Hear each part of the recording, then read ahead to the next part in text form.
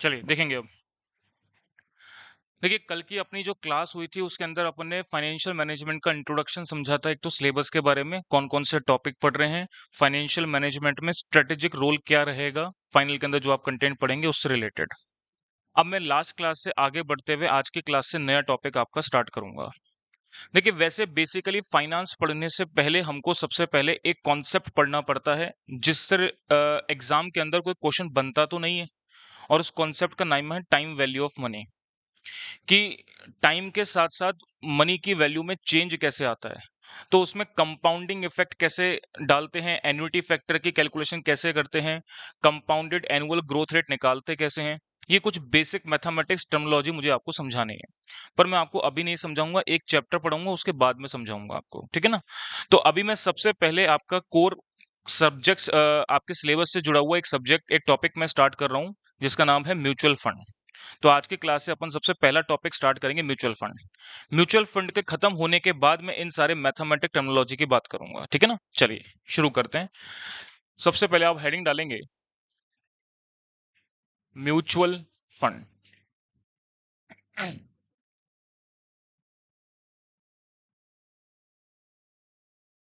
देखिएगा, सबसे पहले बात करते हैं म्यूचुअल फंड इस चैप्टर का इंट्रोडक्शन के बारे में। देखिएगा, सबसे पहले तो इस बिजनेस फॉर्मेशन को समझते हैं कि साहब म्यूचुअल फंड बिजनेस फॉर्मेशन है क्या, काम कैसे करता है। देखिए मैंने बात करी साहब म्यूचुअल फंड के बारे में, आपने सुना सब कुछ है। इसके बारे में क्या बातचीत है उसका एक बेसिक इंट्रोडक्शन एक बार समझेंगे। देखिए म्यूचुअल फंड एक प्रकार का मीडिएटर का रोल प्ले करता है। किन किन लोगों के बीच में? जो छोटे इन्वेस्टर्स होते हैं और शेयर मार्केट है उसके बीच में। मैंने कल की क्लास में भी इससे रिलेटेड एक बेसिक जानकारी आपको दी थी, वो बात मैं आपको दोबारा से रिपीट कर रहा हूं।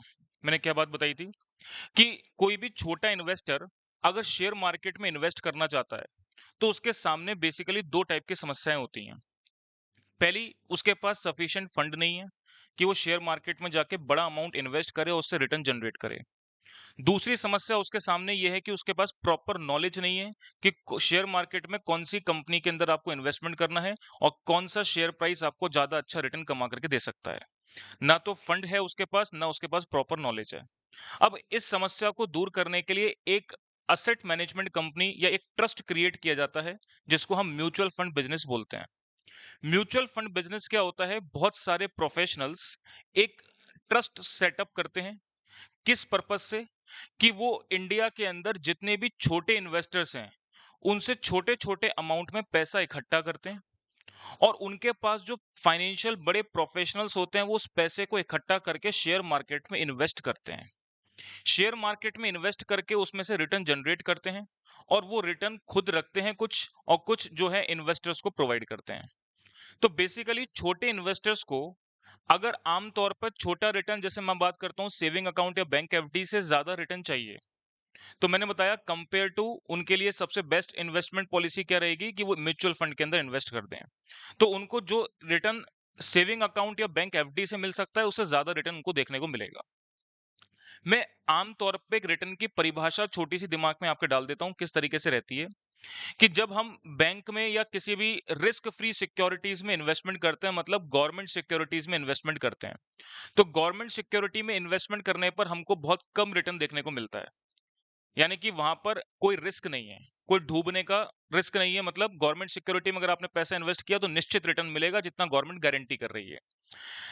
अगर मैं बैंक के सेविंग अकाउंट की बात करता हूं तो वहां पर आपको 4% ब्याज देखने को मिलता है, और अगर आप बैंक एफडी की बात करते हैं तो वहां पे 5 से लेकर के 7% तक का मैक्सिमम रिटर्न देखने को मिलता है। लेकिन अगर आप यहीं रिस्क उठा करके, क्योंकि वहां तो रिस्क नहीं है, रिस्क का मतलब यह है कि गवर्नमेंट अगर डूब जाएगी तभी आपका पैसा डूबेगा, वरना तो नहीं डूब सकता। अब अगर मान लीजिए कोई व्यक्ति गवर्नमेंट सिक्योरिटी में इन्वेस्टमेंट ना करके शेयर मार्केट में इन्वेस्टमेंट करता है, शेयर मार्केट में मतलब किसी कंपनी में इन्वेस्टमेंट करता है, तो वहां रिस्क है, क्योंकि प्राइवेट कंपनी डूब भी सकती है। लेकिन वहां पर प्राइवेट कंपनी अगर ग्रो करती है तो कुछ ना कुछ एक्स्ट्रा ऑर्डिनरी रिटर्न भी मिलेगा। तो बात रिटर्न के पॉइंट ऑफ व्यू से मैं क्या समझाना चाह रहा हूं आपको कि जब आप छोटे इन्वेस्टर्स के रूप में छोटे रिटर्न के रूप में बात करते हैं तो गवर्नमेंट सिक्योरिटी से रिटर्न मिलता है, और बड़े रिटर्न की बात करते हैं तो आप शेयर मार्केट में किसी ना किसी कंपनी में इन्वेस्टमेंट करते हैं। शेयर मार्केट में जिस कंपनी में इन्वेस्टमेंट करेंगे ऑन एन एवरेज 15 से 20% का रिटर्न आपको वहां से देखने को मिलेगा। म्यूचुअल फंड का ऑन एन एवरेज रिटर्न आपको देखने को मिलेगा वो 9 से लेकर के 15% के अप्रोक्सीमेट मिलेगा, ज्यादा भी आपको मिल सकता है। तो एक छोटे इन्वेस्टर्स के लिए कितनी बढ़िया और अच्छी बात है कि गवर्नमेंट सिक्योरिटी से उसको ज्यादा रिटर्न मिल रहा है, और शेयर मार्केट में डायरेक्टली जाए उससे थोड़ा कम रिटर्न मिल रहा है। मतलब उसको ऑन एन एवरेज 10 से 12% का रिटर्न अगर वो म्यूचुअल फंड कंपनीज के थ्रू इन्वेस्टमेंट करता है शेयर मार्केट में तो उसको एक अच्छा रिटर्न देखने को मिलता है। तो बात बड़ी सिंपल सी मुझे क्या समझ में आई कि म्यूचुअल फंड कंपनी एक ट्रस्ट है जो कि एक मीडिएटर का रोल प्ले करती है किसके बीच में, छोटे इन्वेस्टर्स और शेयर मार्केट के बीच में। वो छोटे इन्वेस्टर से छोटा छोटा फंड इकट्ठा करती है, एक बड़ा फंड बनता है, और उसको शेयर मार्केट में अलग अलग कंपनीज में इन्वेस्ट करके रिटर्न कमाती है, और उस रिटर्न को क्या करती है, इन्वेस्टर्स को डिस्ट्रीब्यूट कर देती है। क्या मेरी बात आपको समझ में आ रही है? क्या म्यूचुअल फंड के थ्रू अगर पैसा इन्वेस्ट हम मार्केट के अंदर करते हैं क्या उसमें रिस्क है? बिल्कुल रिस्क इन्वॉल्व है, क्योंकि आप मार्केट के अंदर प्राइवेट कंपनीज के अंदर इन्वेस्टमेंट कर रहे हैं, और प्राइवेट कंपनीज की पूरी संभावना खराब होने की भी है, अच्छी होने की भी है, क्योंकि उस पे कंट्रोल डायरेक्टली गवर्नमेंट का नहीं है। उसके इंटरनल डिसीजंस जो होते हैं वो प्राइवेट कंपनी के इंटरनल मैनेजमेंट के द्वारा लिए जाते हैं। अगर किसी एक ऐसी कंपनी जिसका सपोर्ट सिस्टम गवर्नमेंट के थ्रू काम कर रहा है तो जरूर वहां पर आपको कुछ ना कुछ रिटर्न एक्स्ट्रा ऑर्डिनरी दिखाई देने देने को मिलेगा। मेरी बात समझ में आ रही है आपको? तो अब म्यूचुअल फंड बिजनेस को हमने किस बात से समझा है उस बात को मैं इंट्रोडक्शन पॉइंट ऑफ व्यू से आपको लिखवा रहा हूं। देखिए मैंने क्या बात करी है आपके सामने कि एक तो है इन्वेस्टर। इन्वेस्टर के पास मैंने यहां पर बोला दो ऑप्शंस हैं। दो ऑप्शंस क्या हैं? या तो वो डायरेक्टली इन्वेस्टमेंट करे किसमें, इन शेयर मार्केट में, तो वो एक एक्स्ट्रा ऑर्डिनरी रिटर्न कमा सकता है। लेकिन वो शेयर मार्केट में क्यों नहीं जाता? क्योंकि ना तो उसके पास इतने सफिशिएंट फंड हैं शेयर्स को खरीदने के लिए, ना उसके पास प्रॉपर नॉलेज है।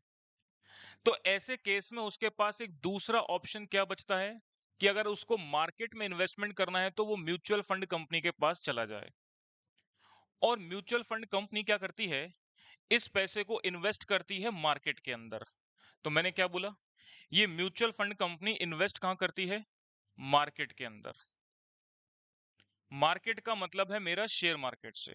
तो मैंने क्या बात बोली, mutual fund company share market में इन्वेस्टमेंट करती है। तो इन्वेस्टमेंट करती है इन शेयर मार्केट, और शेयर मार्केट में इन्वेस्टमेंट करके रिटर्न जनरेट करती है।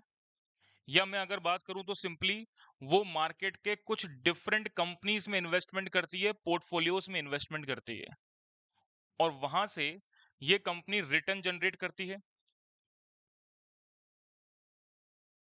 और इस रिटर्न को वो डिस्ट्रीब्यूट करती है किसको? इन्वेस्टर्स को।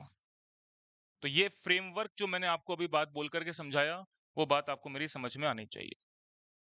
तो म्यूचुअल फंड कंपनी का काम क्या हुआ कि छोटे छोटे इन्वेस्टर से फंड को इकट्ठा करना है, उसको शेयर मार्केट में इन्वेस्टमेंट करना है। शेयर मार्केट में इन्वेस्टमेंट करने का मतलब है डिफरेंट डिफरेंट कंपनीज में इन्वेस्टमेंट करना है। एक कंपनी में नहीं, 10 प्रकार की, 20 प्रकार की, 25 प्रकार की अलग अलग कंपनीज में इन्वेस्टमेंट करना है। तो इसलिए मैंने यहाँ पे पोर्टफोलियो नाम दिया है, ग्रुप ऑफ सिक्योरिटीज या ग्रुप ऑफ कंपनीज के बारे में बात कर रहे हैं। वहां से रिटर्न जनरेट करके इन्वेस्टर्स को डिस्ट्रीब्यूट करने का काम म्यूचुअल फंड कंपनी का रहता है। तो ये तो ओवरऑल फ्रेमवर्क हमको समझ में आया कि म्यूचुअल फंड कंपनी काम कैसे करती है। एक बार आप इस इंट्रोडक्शन पॉइंट को नोट करें, फिर हम इसके बारे में आगे लिखना स्टार्ट करते हैं।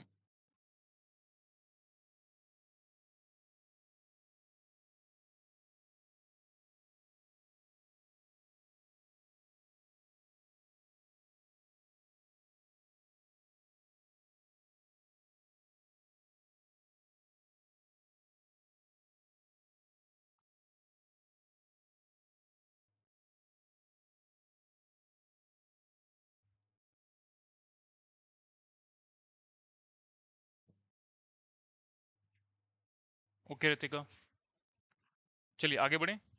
अब आगे लिखेंगे आप, a mutual fund company, a mutual fund is a trust that pools money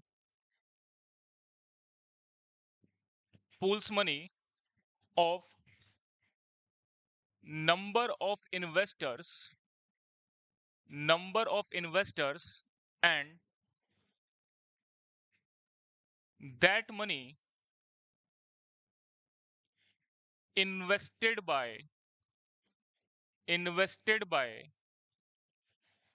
financial professional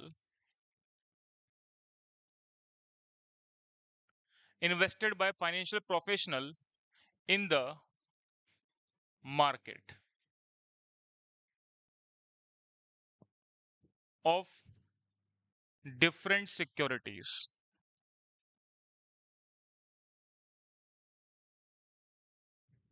and generated return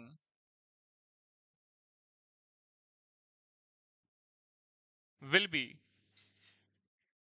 distributed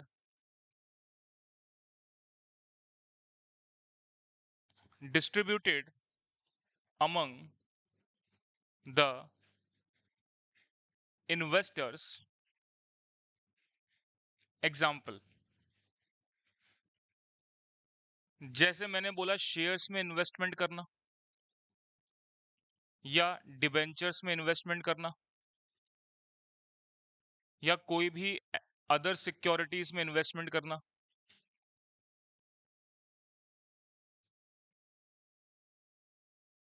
चलिए इतनी सी बात को नोट कर लेंगे।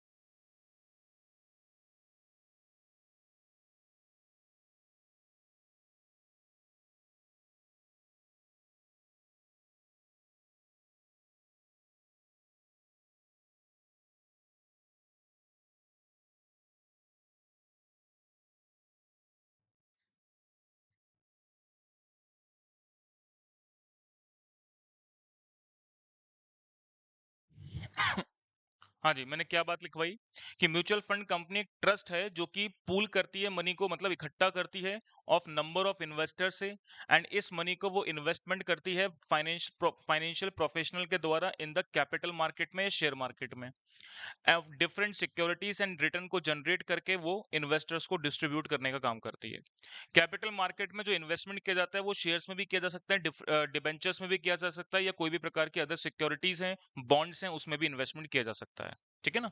चलिए अब बात करते हैं एक प्रैक्टिकल फ्रेमवर्क की कि म्यूचुअल फंड कंपनी इन्वेस्टमेंट करके रिटर्न को कैसे जनरेट करती है, और अगर किसी इन्वेस्टर्स को डिस्ट्रीब्यूट करना है तो कैसे करती है, उसका एक प्रैक्टिकल एग्जाम्पल मैं आपको समझा रहा हूं। यहां तक की बात नोट हो गई। चलिए अब आगे लिखेंगे आप, प्रैक्टिकल एग्जाम्पल या framework of mutual fund business.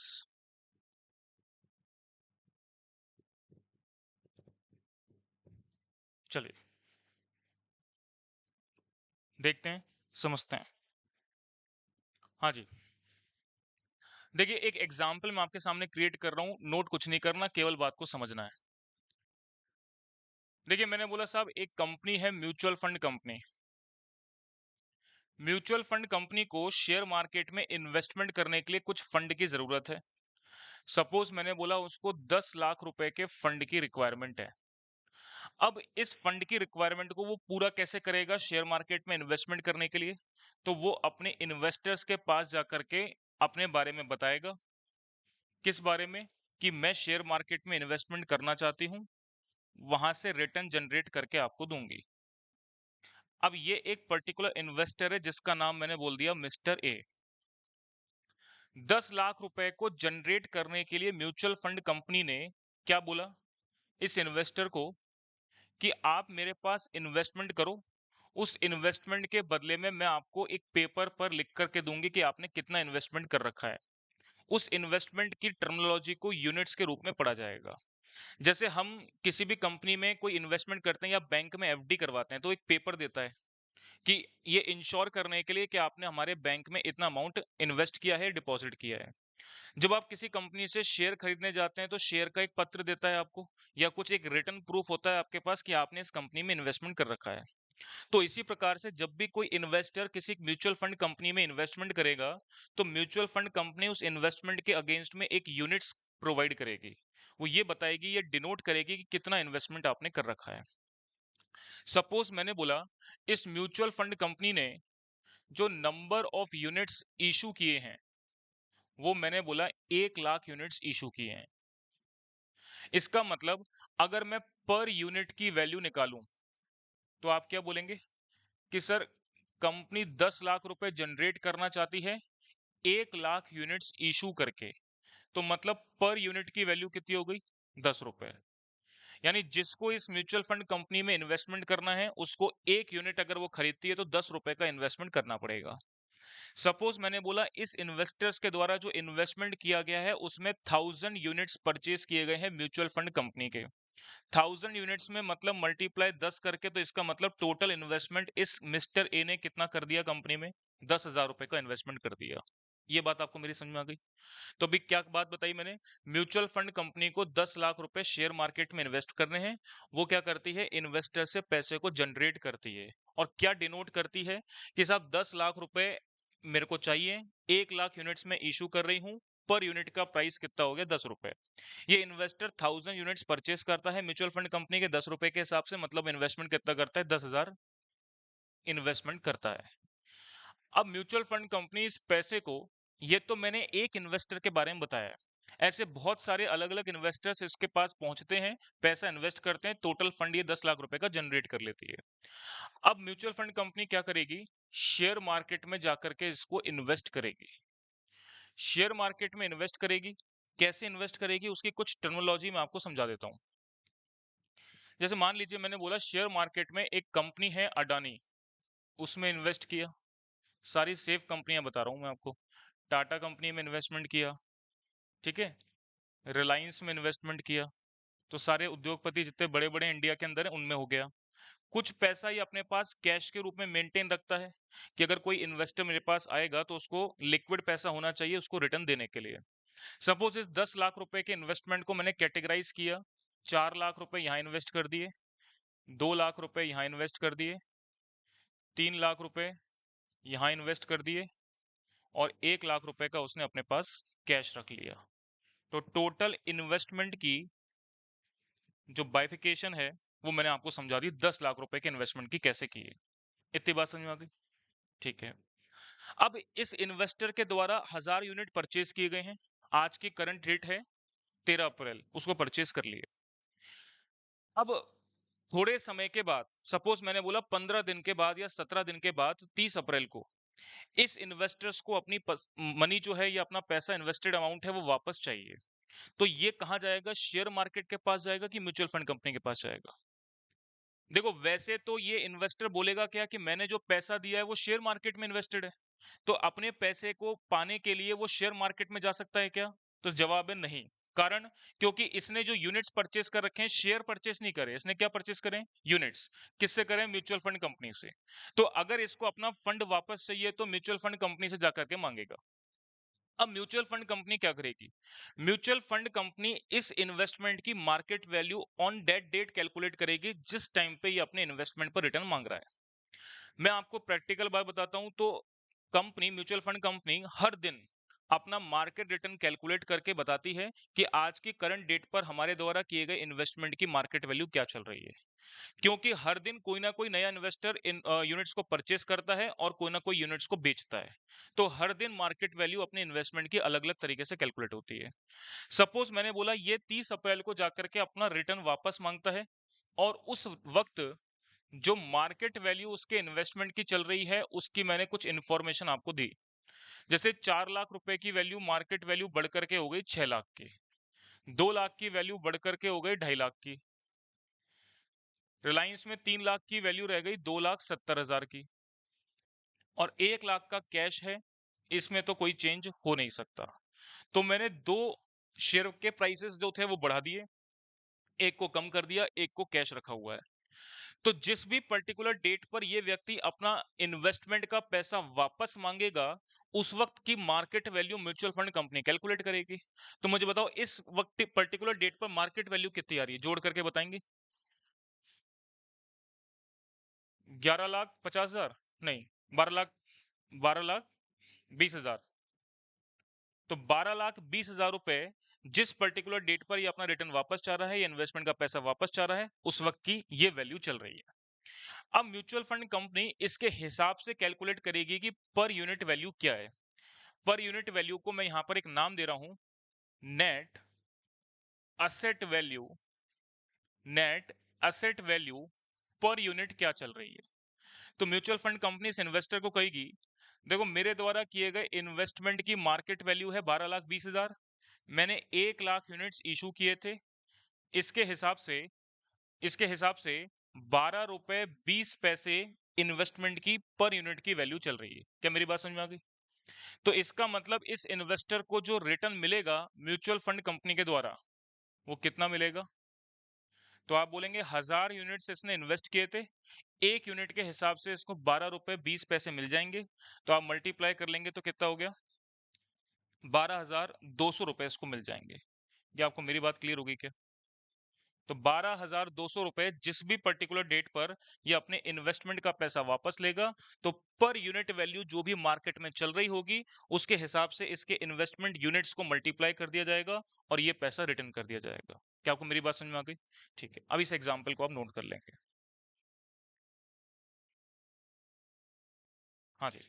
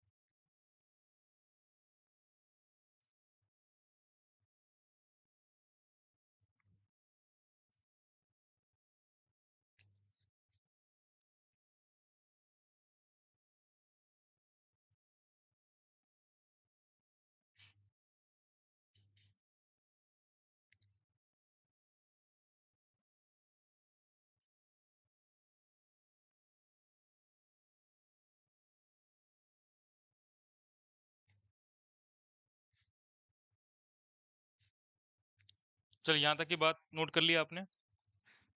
अब मैं आगे बढ़ रहा हूँ।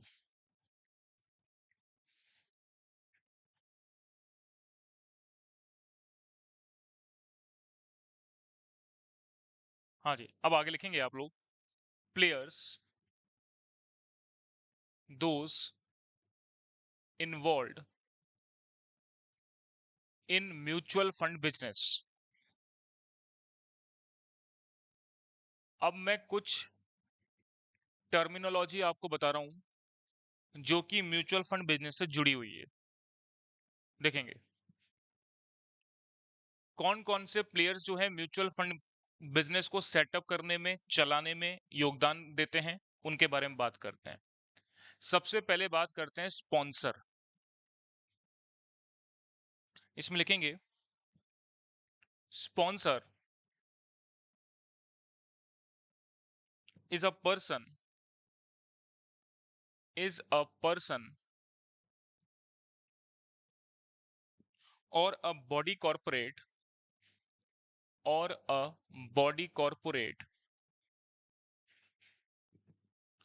who established mutual fund business, who established mutual fund business. जो पर्सन या body corporate mutual fund business को सेटअप करने का काम करता है, उस व्यक्ति को स्पॉन्सर बोला जाता है, यानी जो ट्रस्ट को क्रिएट करता है। सेकंड पॉइंट लिखेंगे asset management company. Asset management company, short में इसको बोलेंगे एएमसी। हाँ जी, इसमें लिखेंगे asset management company appointed by sponsor of trust, sponsor of trust, trust का मतलब मैं बात कर रहा हूं mutual fund. Mutual fund business के द्वारा जो स्पॉन्सर अपॉइंट किया जाता है, उसके द्वारा इस असेट मैनेजमेंट कंपनी का सेटअप किया जाता है। Who invest the money, who invest the money in capital market, in capital market. आगे लिखेंगे and generate return for the trust, return for the trust and investor, and investor. Asset management company consist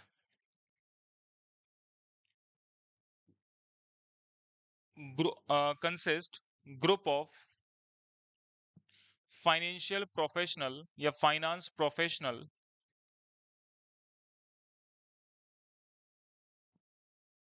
who manage the fund, who manage the fund। चलिए, बहुत simple शब्दों में मैं बात करूं तो क्या चीज है। म्यूचुअल फंड कंपनी जो ट्रस्ट है, उसके द्वारा एक स्पॉन्सर, जो व्यक्ति उस म्यूचुअल फंड कंपनी को सेटअप करने का काम करता है, उसको स्पॉन्सर बोलते हैं। स्पॉन्सर का काम होता है फाइनेंशियल प्रोफेशनल को ढूंढना और ढूंढ करके एक ग्रुप बनाना, जिसको असेट मैनेजमेंट कंपनी बोला जाता है। इसका काम क्या होता है, इन्वेस्टर से जो पैसा लेती है कंपनी के द्वारा, वो शेयर मार्केट में इन्वेस्टमेंट करते हैं। तो शेयर मार्केट में इन्वेस्टमेंट करने का काम करता कौन है, बेसिकली फाइनेंशियल प्रोफेशनल। और उन फाइनेंस प्रोफेशनल को क्या बोला जाता है, असेट मैनेजमेंट कंपनी। और उस असेट मैनेजमेंट कंपनी को अपॉइंट करने का काम कौन करता है, स्पॉन्सर। स्पॉन्सर कौन व्यक्ति होता है, जो उस म्यूचुअल फंड कंपनी या ट्रस्ट को सेटअप करने का काम करता है। क्लियर बात हो गई। तो म्यूचुअल फंड कंपनी को सेटअप या ट्रस्ट जिसके द्वारा सेटअप किया जाता है, उसको स्पॉन्सर बोलते हैं। इसके द्वारा एएमसी अपॉइंट की जाती है, फाइनेंशियल प्रोफेशनल अपॉइंट किए जाते हैं, जो कि शेयर मार्केट में इन्वेस्ट करते हैं। Point number 3। इसके बाद नेक्स्ट लिखेंगे ट्रस्टी। ट्रस्टी के बारे में बता देता हूं ये क्या होते हैं। ट्रस्टी होते हैं जो fund investment asset management company के द्वारा शेयर मार्केट में किया जा रहा है उसकी देखरेख करना, कि वो प्रॉपर मैनर में या सिस्टमेटिक मैनर में सही जगह पर इन्वेस्ट किए जा रहे हैं कि नहीं किए जा रहे। तो ट्रस्टी का काम केवल उस फंड को देखने का होता है कि वो सही जगह पर इन्वेस्ट किया जा रहा है कि नहीं किया जा रहा, ठीक है ना। और अगर कोई भी प्रकार की कमी नजर आती है तो वो एसेट मैनेजमेंट कंपनी को इन्फॉर्म करते हैं। चलिए इसमें लिखेंगे trustee is group of people trustee is group of people who ensure that who ensure that fund fund invested by asset management company in different type in different type of securities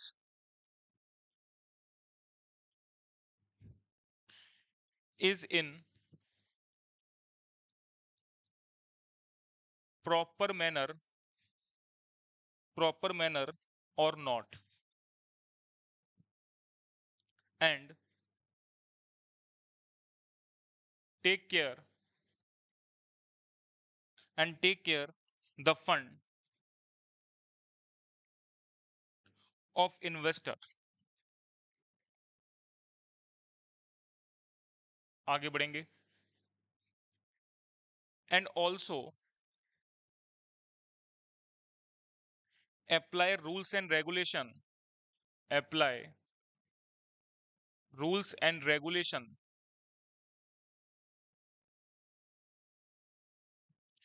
made by SEBI made by SEBI in mutual fund business in mutual fund business। चलिए, तो asset management company के द्वारा जिन जिन companies के अंदर investment किया जा रहा है उस फंड की देखरेख करने का काम जो है ये ट्रस्टी करते हैं, और ये इंश्योर करते हैं कि सेबी की गाइडलाइंस के हिसाब से जो रूल्स एंड रेगुलेशन बनाए गए थे वो असेट मैनेजमेंट कंपनी इन्वेस्टमेंट करने के दौरान प्रॉपर फॉलो कर रही है कि नहीं कर रही। ठीक है, चलिए इसके बाद बात करते हैं नेक्स्ट बात करते हैं इन्वेस्टर्स के बारे में, जिनको बेसिकली बोला जाता है unit holder. Unit holder unit holder कौन होते हैं? इन्वेस्टर। तो इनको लिख लेंगे, unit holder is the investor is the investor who invest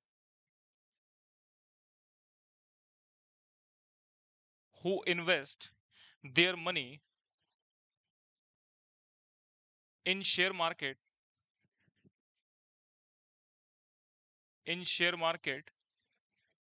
through mutual fund company.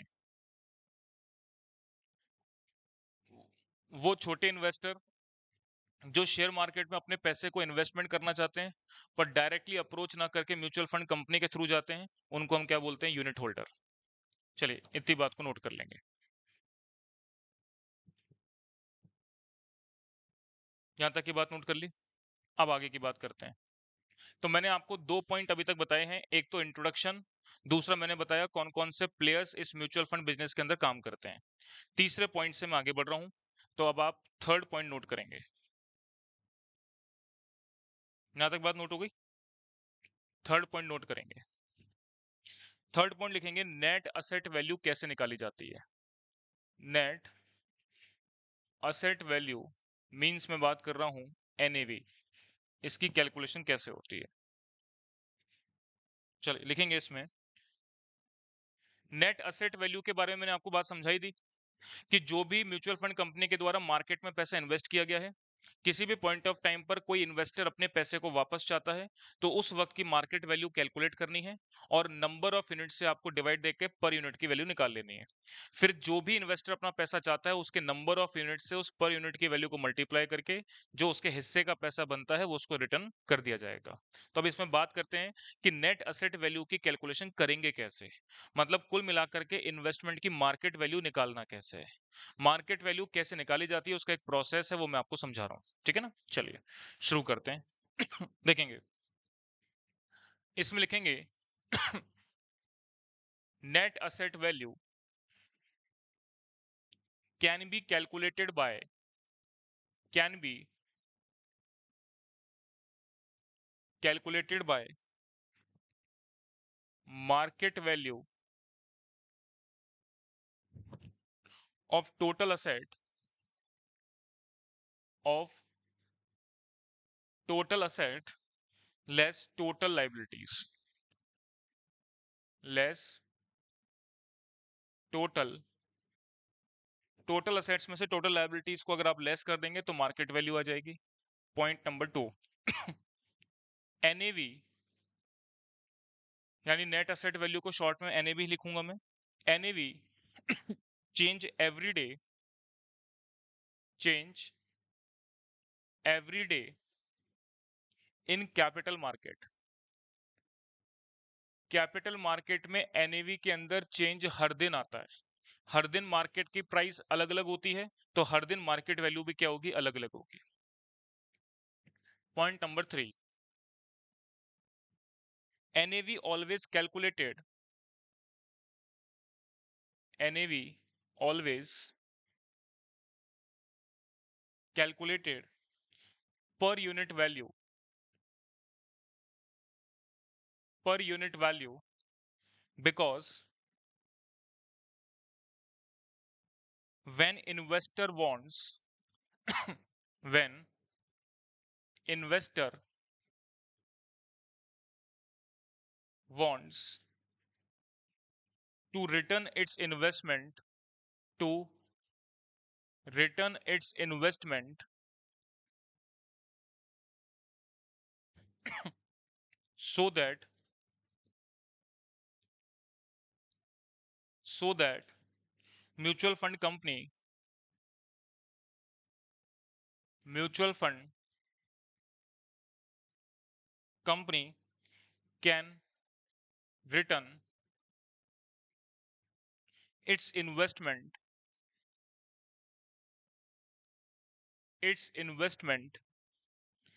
as per unit value of mutual fund, per unit value of mutual fund. देखिए जब भी आप म्यूचुअल फंड में इन्वेस्टमेंट करते हैं तो आपको हर दिन अपने इन्वेस्टमेंट की पर यूनिट वैल्यू पता चलती रहती है, कभी ये ज्यादा मिलेगी कभी आपको कम मिलेगी। जिस पॉइंट ऑफ टाइम पे आपको पैसे की आवश्यकता होती है इंस्टेंटली आप अपने पैसे को कन्वर्ट कर लेते हैं।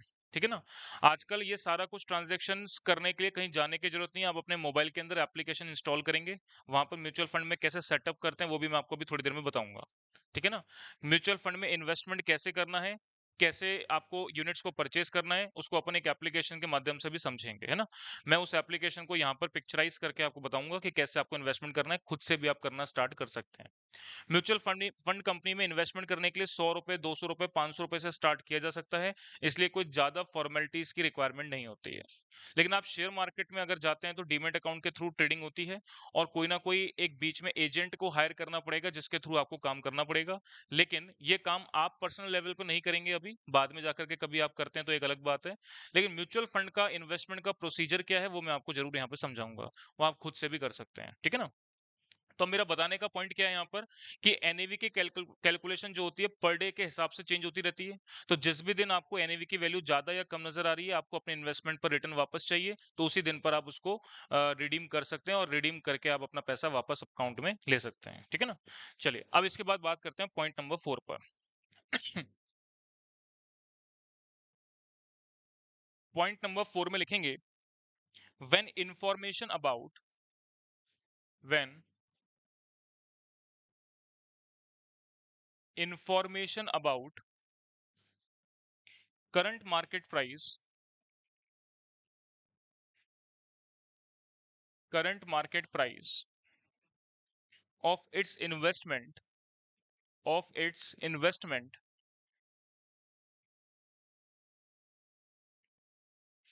is not given, then we will consider book value of investment. Book value of investment. किसी की मार्केट प्राइस नहीं दे रखी तो जो भी प्राइस आपके बुक्स में मेंशन है उसी को बुक वैल्यू को मानते हुए कंसिडर कर लेंगे। चलिए, मेरी बात समझ में आ गई क्या आपको?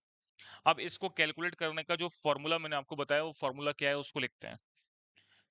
एनएवी को कैलकुलेट करने का तरीका क्या है कि नेट असेट्स अवेलेबल कितना है, तो मैंने लिखा net asset of scheme divide by total outstanding या नंबर ऑफ आउटस्टैंडिंग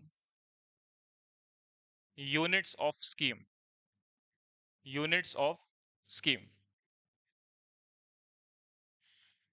जैसे अभी एक प्रैक्टिकल एग्जांपल के अंदर मैंने आपको बताया कि नेट असेट की वैल्यू आपके पास 12,20,000 थी और आउटस्टैंडिंग यूनिट्स थे कितने, 1,00,000। तो डिवाइड दे करके पर यूनिट की वैल्यू आपने कितनी निकाल ली, 12 रुपए 20 पैसे। तो ये एनएवी की वैल्यू आ गई, net asset value per unit निकल के आ गई। लेकिन ये नेट असेट्स की वैल्यू निकालने का प्रोसीजर जो है वो अभी आगे मैं लिखवाऊंगा आपको, तो पहले केवल इतनी सी बात को लिख लेंगे।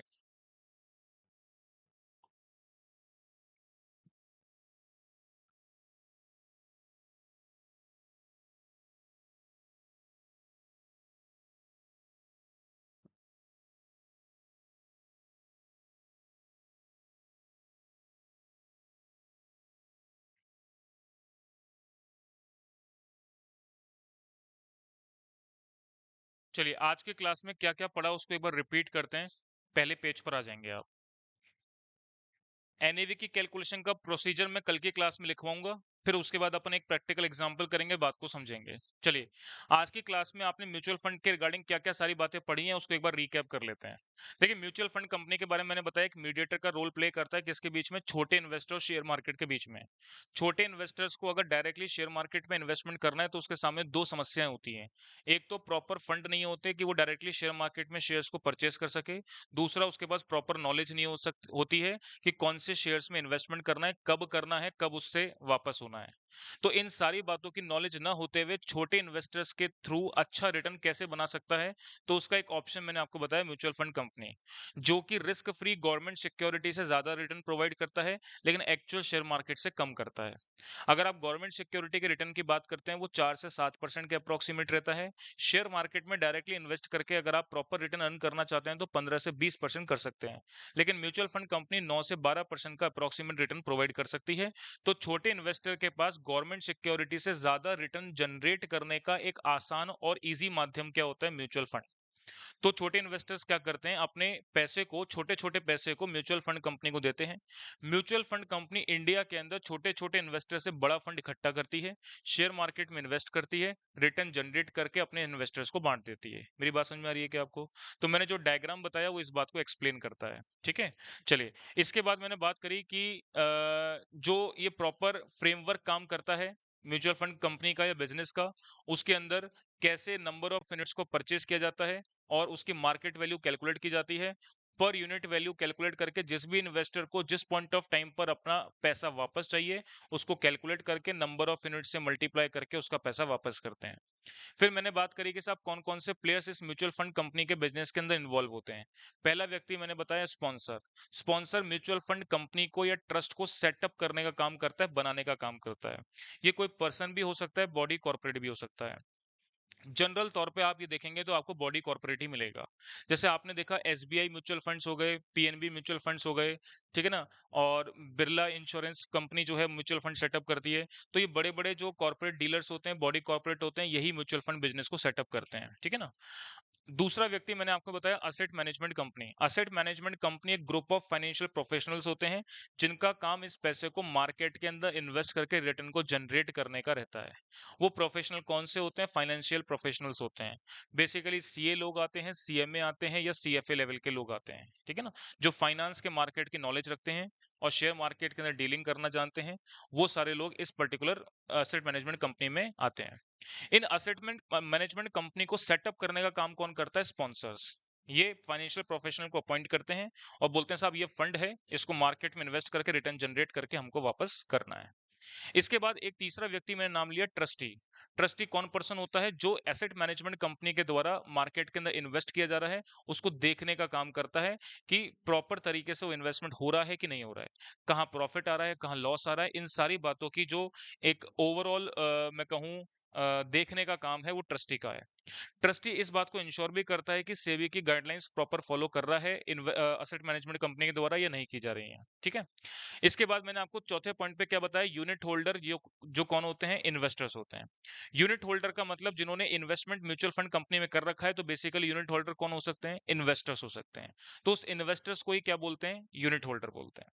इसके बाद मैंने आपको बात करी कि साहब एनएवी की कैलकुलेशन कैसे बनती है। तो एनएवी की कैलकुलेशन में अब तक की जो बात मैंने लिखवाई है वो आपको सिंपल सी इतनी बात समझनी है कि एनएवी का मतलब होता है net asset value per unit.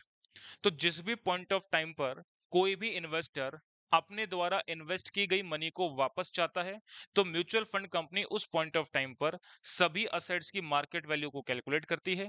कोई भी प्रकार की आउटसाइड लायबिलिटी अगर उस पर्टिकुलर बिजनेस से अटैच है तो उनको लेस करके नेट असेट निकालती है कि आज की तारीख में अगर इन सभी यूनिट्स को बेचा जाए मार्केट में तो कितनी वैल्यू रियलाइज होगी, ठीक है ना। सभी लायबिलिटीज को भी लेस करना है। प्रॉपर कैलकुलेशन मैं आपको नेक्स्ट क्लास में बताऊंगा कि नेट असेट की कैलकुलेशन बनती कैसे है। तो जो हाथ में पैसा आज आ सकता है उसकी कैलकुलेशन बनाएंगे, divide by number of units करेंगे, यानी 12,20,000 को 1 लाख से डिवाइड देते हैं तो पर यूनिट वैल्यू कितनी आती है? 12 रुपए 20 पैसे। अब जिस भी इन्वेस्टर को अपने द्वारा परचेस किए गए यूनिट पर रिटर्न चाहिए, वो अपने नंबर ऑफ यूनिट से इस पर यूनिट वैल्यू को मल्टीप्लाई करके अपने इन्वेस्टमेंट का पैसा वापस ले सकता है। बड़ी सिंपल कहानी आपको ये समझ में आनी चाहिए। क्लियर है बात मेरी? अब इसके बाद मैं बात करता हूं ये जो नेट असेट की कैलकुलेशन है इसके दो प्रोसीजर हैं जो कि मैं कल की क्लास में आपको बताऊंगा, ठीक है ना। चलिए, आज की क्लास में इतना रखते हैं, मिलते हैं नेक्स्ट क्लास में। धन्यवाद। एक सवाल पूछा है, what is the capital market? Capital market का मतलब क्या होता है? एक तो होता है मनी मार्केट और एक होता है कैपिटल मार्केट। हालांकि इसका डिस्क्रिप्शन अभी लेंगे अपन। कैपिटल मार्केट से आप सिर्फ इतनी सी बात समझेंगे कि ये शेयर मार्केट है जहां पर कंपनियां एक प्लेटफॉर्म पर आती हैं शेयर मार्केट के अंदर, और वो कोई भी इन्वेस्टर को शेयर मार्केट में इन्वेस्टमेंट करना है। मतलब कुल मिलाकर के बात समझो कि बड़ी कंपनीज को पैसा चाहिए अपने बिजनेस में इन्वेस्ट करने के लिए। पैसा वो कहां से लाएगी? वो हमसे आकर के पैसा मांगेगी। हम किसी भी कंपनी को पैसा क्यों देंगे? तो यहां पर एक अथॉरिटी होती है सेबी, जो कि शेयर मार्केट के ऊपर किए गए इन्वेस्टमेंट को कंट्रोल करने का काम करती है। शेयर्स के अंदर ट्रेडिंग पर कंट्रोल करने का काम कौन करती है? SEBI, security exchange board of India. Capital market एक प्लेटफॉर्म बनाया गया है जहां पर बड़ी कंपनीज आकर के अपना पैसा ले सकती हैं, और इन्वेस्टर क्या करता है? सेबी के ट्रस्ट पर, गवर्नमेंट के ट्रस्ट पर उस शेयर मार्केट या उस प्लेटफॉर्म पे जाकर के इन्वेस्ट करता है। तो कैपिटल मार्केट एक प्लेटफॉर्म है जो कि कंपनीज और इन्वेस्टर्स को जोड़ने का काम करता है, और उसको कंट्रोल करने का काम कौन करती है? सेबी करती है, रूल्स एंड रेगुलेशंस लगा करके। वो इन्वेस्टर्स की भी देखरेख करती है और कंपनीज की भी देखरेख करती है, ठीक है ना। तो कैपिटल मार्केट क्या हो गया? शेयर मार्केट हो गया, जहां पर नेशनल स्टॉक एक्सचेंज और बॉम्बे स्टॉक एक्सचेंज, ये दो प्रकार के एक्सचेंज स्थापित किए हैं। उनका पॉइंट क्या होता है कि इन दो सेटअप्स के अंदर आकर के अपनी कंपनीज को लिस्ट करवाना और यहां से पैसा जनरेट करके अपनी कंपनी में लगाना। अब ये आगे की बातें बड़ी डिटेल के अंदर करेंगे, कैपिटल मार्केट में ये दोनों स्टॉक एक्सचेंज क्या काम करते हैं, ठीक है ना। इनके बारे में अलग बात करेंगे। मनी मार्केट एक अलग थिंग है ना। तो जब मैं आपको कैपिटल मार्केट मनी मार्केट का डिफरेंशिएशन समझाऊंगा तब मैं आपको एग्जांपल बताऊंगा कि मनी मार्केट में कौन लोग होते हैं, कैपिटल मार्केट में कौन लोग होते हैं, ठीक है ना। चलिए। हाँ जी, आज की क्लास में इतना रखते हैं।